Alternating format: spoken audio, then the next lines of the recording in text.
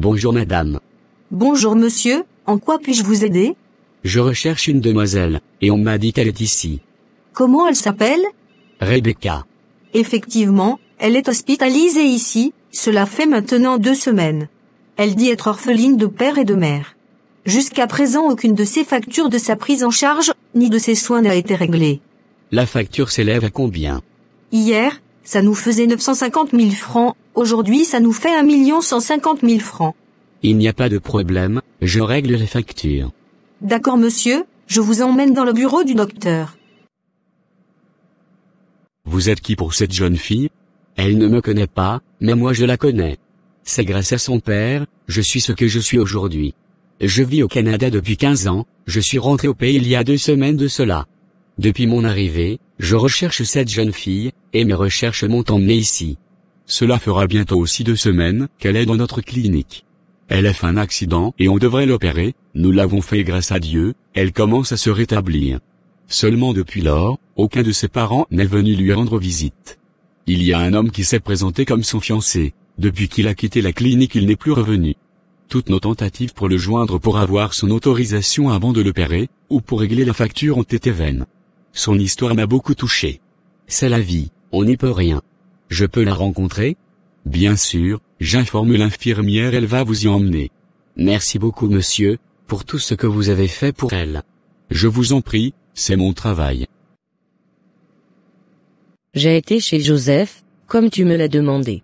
Franchement, je suis déçu de Joseph et de Vanessa. Joseph et Vanessa sortent désormais ensemble, Vanessa vit désormais chez Joseph.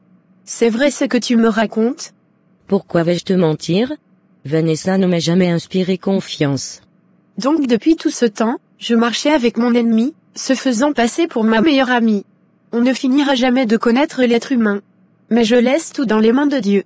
Si réellement, j'ai été sincère en amitié avec elle, et je n'ai jamais eu de mauvaises pensées contre elle, Dieu fera mon palabre. Les amitiés de nos jours, il faut beaucoup se méfier, on ne prend pas tout le monde comme son ami. C'est une grande leçon de vie, que je viens de recevoir. Quant à Joseph, si réellement je l'ai aimé de tout mon cœur, et que pour lui j'étais prête à tout, je le laisse avec Dieu. Joseph, il m'étonne beaucoup. Quelqu'un qui porte un prénom biblique, et il se comporte comme un démon. Certains parents doivent savoir bien choisir le prénom de leurs enfants. Parce que tu ne peux pas t'appeler Joseph, et être un infidèle et un homme à femme.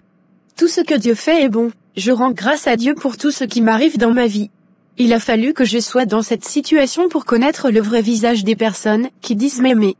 Pour les frais de l'hôpital, je n'ai pas pu l'en parler tellement que j'étais énervée, mais j'en ai en parlé à mon père, il va nous aider et j'ai informé aussi l'école dès demain nous allons commencer les cotisations.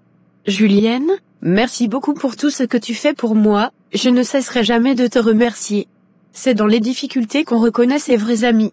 C'est la vie, on doit s'attendre à tout. Effectivement. Je vais te laisser, je dois aller à la répétition à l'église, quand je finis je passerai te voir. D'accord, merci beaucoup pour tout. J'ai une bonne nouvelle pour vous. Votre facture a été réglée. Ah bon? Par qui et comment? Par un bienfaiteur. Que voici. Bonjour Rebecca, comment tu te portes? Je vous laisse faire connaissance, à bientôt. Donc vous avez connu mon défunt père? Oui, j'ai connu monsieur Gabriel. À l'époque, tu avais 5 ou 6 ans, nous habitions le même quartier, ton père était quelqu'un de généreux. Je venais d'avoir le bac et j'ai obtenu une bourse d'études pour le Canada, lorsque j'ai obtenu mon visa, je n'avais pas les moyens pour m'acheter un billet d'avion. J'ai contacté ma famille, mes oncles, mes tantes, personne n'a voulu m'aider. C'est ainsi que j'ai contacté votre père, il était très content pour moi, et il a décidé de m'acheter le billet d'avion, et le jour de mon voyage il m'a remis de l'argent de poche. J'ai coulé les larmes ce jour, puisque je n'avais plus d'espoir, mais grâce à ton père j'ai pu réaliser mon rêve d'étudier au Canada. Et c'est grâce à lui, que je suis ce que je suis aujourd'hui. Je finirai jamais de lui dire merci. 5 ans plus tard, j'avais obtenu mon diplôme, je suis revenu pour les vacances, je suis allé dans notre ancien quartier, et on m'a fait savoir que ta mère et lui sont tous restés dans un accident de la circulation, et que toi tu vivais désormais avec ton oncle. Effectivement, je vivais avec mon oncle, mais lui et sa femme me maltraitaient, j'ai dû quitter chez eux pour me louer une chambre. Je suis vraiment désolé pour tout ce qui t'est arrivé. Actuellement, tu fais quoi comme activité pour t'en sortir?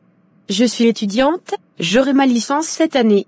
Je suis vraiment fier de toi, malgré tout ce que tu as traversé. Tu n'as pas abandonné tes études. Le rêve de mon père était que j'étudie et que je sois une grande dame plus tard, c'est ce que je fais, et je sais de là où il se trouve, il est fier de moi. Désormais tu n'as plus à t'inquiéter pour quoi que ce soit, la graine que ton père a semée avant de s'en aller, c'est toi qui vas récolter les fruits. À ta sortie d'ici, je t'offrirai une nouvelle maison, une voiture, et l'une de mes entreprises qui sont au pays, et si tu vas aller continuer tes études en Europe ou soit en Amérique tu me le diras. Vous êtes vraiment au sérieux? Bien sûr, tu mérites plus que ça, ton père m'a aidé à réaliser mon rêve, à mon tour, je vais t'aider à réaliser son rêve, qui était de te voir devenir une grande dame. Merci beaucoup monsieur. Je suis tellement contente. Je vous en prie. Dans cette vie, le bienfait n'est jamais perdu. Vous avez effectivement raison, le bien qu'on fait aux gens, même si ces personnes ne nous le rendent pas en retour, demain que ça soit eux, ou quelqu'un d'autre, le rendra à nos enfants. Justement.